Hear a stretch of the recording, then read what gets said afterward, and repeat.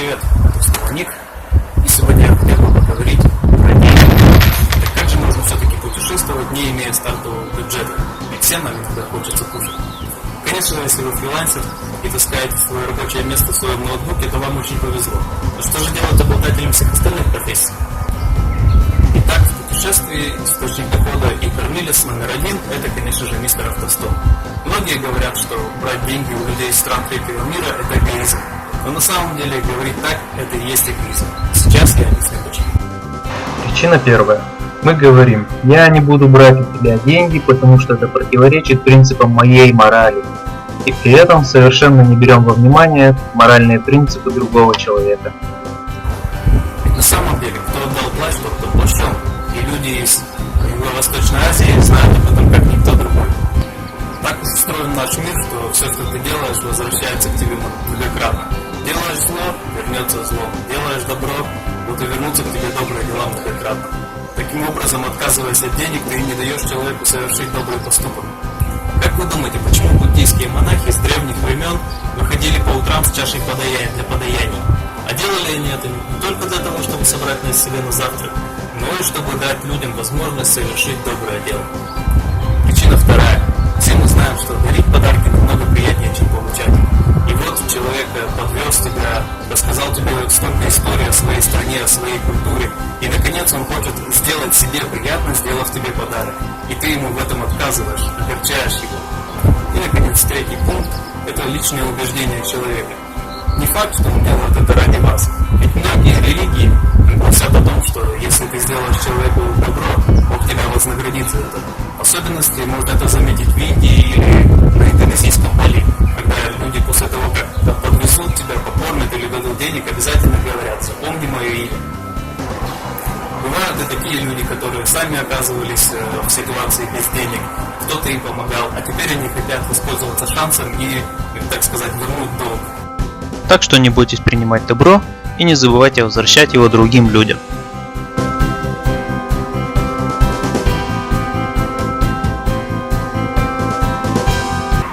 Второй способ прожить без денег, как бы банально это ни звучало, это пойти и заработать.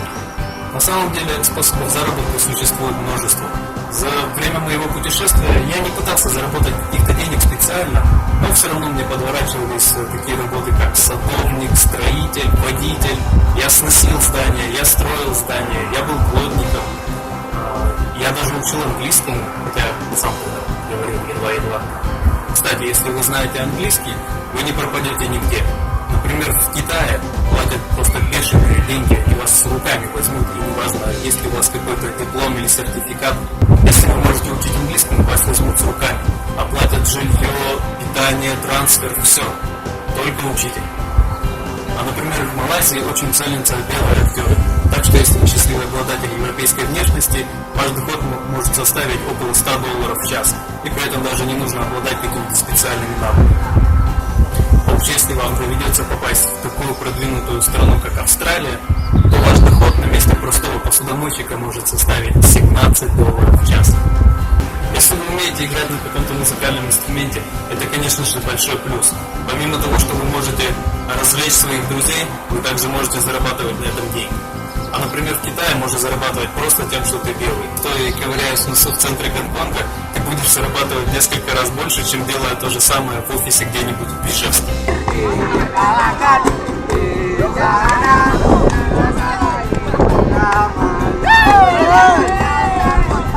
Порой деньги могут прийти совершенно неожиданно. Танцующему в Индонезии принято протягивать купюры. Тогда, правда, об этом я еще даже не догадывался.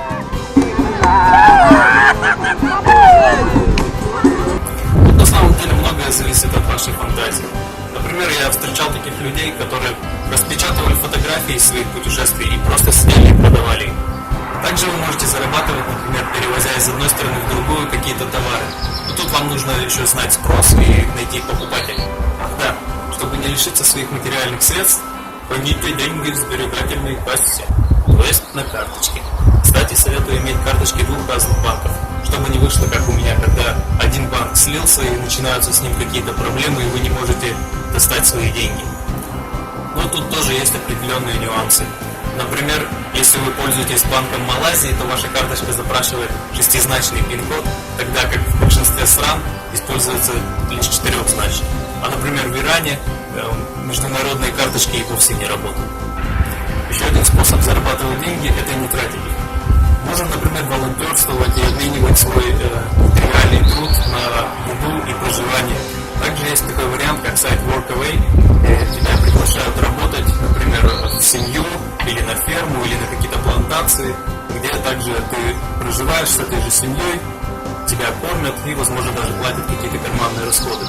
Сэкономить на проживании позволит стремительно набирающий популярность сайт Couchsurfing.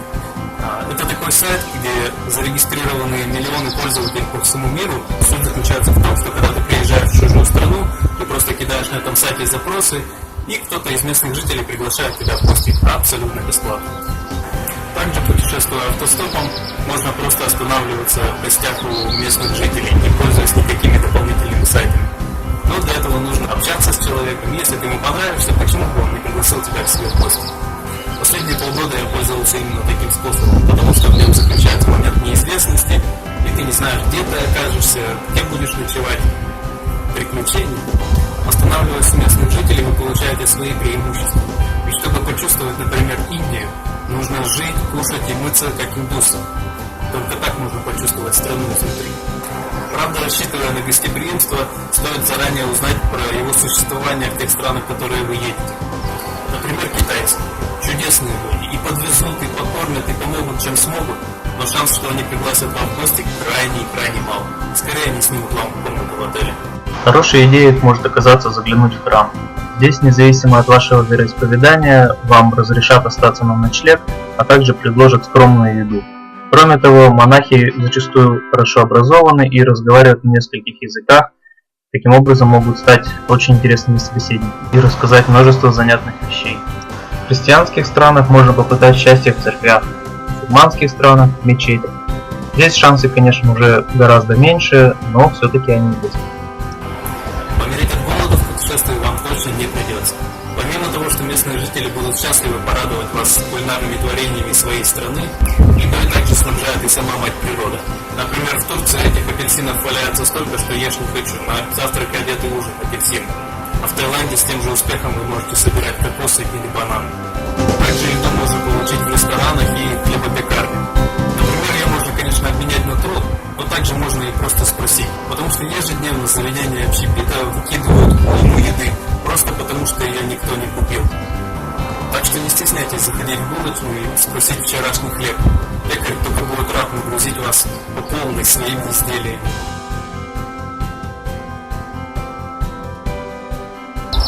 Так что, используя все вышеназванные советы, вы сможете не только выживать, но и жить вполне себе яркой, насыщенной и полной впечатлений жизнью.